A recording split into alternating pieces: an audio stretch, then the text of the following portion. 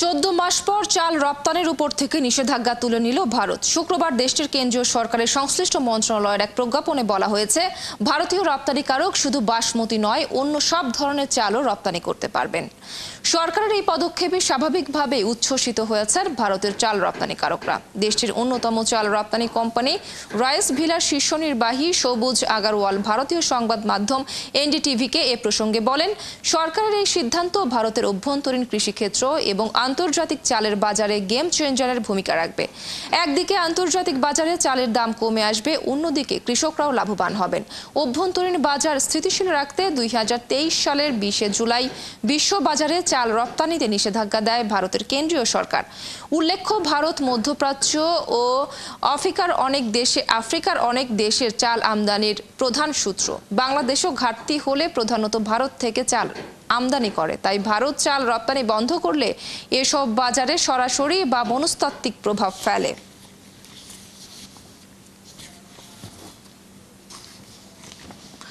এক বছরের বেশি সময় ধরে চাল রপ্তানিতে নিষেধাজ্ঞা জারি রেখেছিল ভারত, যেমনটি আসলে বলছিলাম শেষ অবধি সেটা উঠে গেল। শুক্রবার দেশটির কেন্দ্রীয় সরকারের এই সিদ্ধান্তে কি প্রভাব পড়তে পারে বাজারে, আলাপে যাব। সঙ্গে আছেন Bangladesh indenting agent association BIA এর সাবেক প্রেসিডেন্ট শাহজাহান সিদ্দিক। শাহজাহান সিদ্দিককে ধন্যবাদ জানাচ্ছি যুক্ত হবার জন্য এবং এই মুহূর্তে আমাদেরকে সময় দেওয়ার জন্য। প্রথমে আসলে যে প্রশ্নটি আপনার কাছে আমি রাখতে চাই, ছোট করে জানতে চাইবো যে শুধু বাসমতি নয়, অন্য সব ধরনের চাল রপ্তানির অনুমতি দিয়েছে ভারত। আসলে কতটা প্রভাব পড়বে বাজারে, কি মনে করেন? প্রথমত ভারত থেকে চাল আমদানির ব্যাপারটা আপনি যেটা বলছেন যে সাইকোলজিক্যাল একটা প্রেসার পড়ে।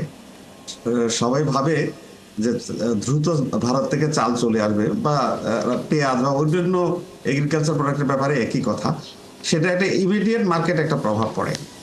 সেই প্রভাবটাতে আনন্দিত হতে পারে ভোক্তারা তাৎক্ষণিকভাবে কিছু কম দামে পায়, কিন্তু এতে ক্ষতিগ্রস্ত হয় আমদানিকারক এবং কৃষকরা। সুতরাং এটার সাথে আরো একটা ব্যাপার আছে যে আসলে মনে করেন 14 মাস বন্ধ ছিল, এইরকম এক্সপোর্টটাও ইরেগুলার। হয়তো যখন আমাদের প্রয়োজন তখন আমরা চালগুলো পাই না, হারভেস্টিং পিরিয়ডে যখন আমাদের নিজেদের ফসল ঘরে উঠবে তখন ওরা রপ্তানি করে। এই যে ইরেগুলারিটি, এই আমদানিতে ইরেগুলারিটি, এটা সামগ্রিকভাবে আমাদের বাজারে ক্ষতি করে। তো আরেকটা ব্যাপার হচ্ছে যে আমরা কেন যেন পেঁয়াজ, রসুন বা পেঁয়াজ এবং চালের ব্যাপারে সাধারণত ভারতের উপর নির্ভরশীল। এটা মনে হয় যেন আমাদের একটা মেন্টাল অ্যাটাচমেন্ট যেন ভারত থেকে এটা। তো সেই জন্য আমরা বিপদেও পড়ি বা কৃষকরা বিপদে পড়েন। সেদিক থেকে আমি বলবো যে 14 মাস যে রপ্তানি বন্ধ ছিল, আমরা আমদানি করতে পারি নাই, আমাদের মার্কেটকে সংকট ছিল। এইটার সাথে সাথে আরেকটা জিনিস আপনাকে বলতে পারি, আমাদের প্রায়ই যে এস্টিমেশনটা হয় যে আমাদের উৎপাদন কত, আমাদের কনজাম্পশন কত, তাতে দেখা যায় অনেক সময় কাগজে কলমে হিসেবে দেখা যায় আমাদের সারপ্লাস হবে, তারপরেও কখনো কখনো আমরা আমদানি করি। এই যে তথ্যের যে বিভ্রান্তি, সত্যিকার তথ্য কতটুকু প্রোডাকশন হয়, এটা তো একটা এস্টিমেশন। 16,000 পয়েন্ট না কতগুলো পয়েন্ট থেকে একটু স্যাম্পল তথ্য নিয়ে সারা বাংলাদেশের টোটাল প্রোডাকশনটা বোধহয় প্রায় 4 কোটি টন চালের উৎপাদন হয় বলে মাঝে মাঝে দাবি করা হয়। তারপর আবার দেখা যায় যে 20 লাখ, আর তারপর আবার একটা হিসাব আছে যে আমাদের 20 লাখ টনের একটা ঘাটতি আছে। দুইটাই কিন্তু আমাদের তথ্য থেকে বেরিয়ে আসে। সবকিছু মিলিয়ে মার্কেটটা আসলে স্টেবল না, খুবই অস্থিতিশীল, এবং এটার জন্য আমদানিকারক বা ব্যবসায়ীরা অথবা বিশেষ করে কৃষকরা ক্ষতিগ্রস্ত হয়।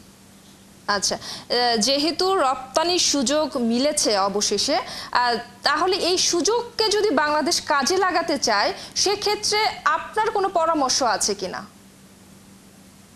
এই প্রশ্নের উত্তর তো সরাসরি এটাই, 14 মাস যদি আমরা আমদানি না করে থাকতে পারি, সুযোগ পেয়ে আমরা কেন আমদানি করব? আমাদের নিজেদের স্টক অ্যাসেসমেন্ট না করে।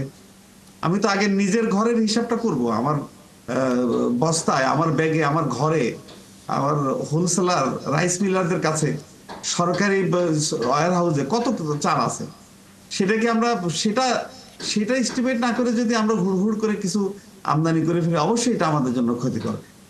আমি মনে করি যে আগে আমাদের একটা অ্যাসেসমেন্ট করা উচিত যে এবং আমাদের অবশ্য- আসলে কতটুকু প্রয়োজন, কতটুকু উৎপাদন হচ্ছে।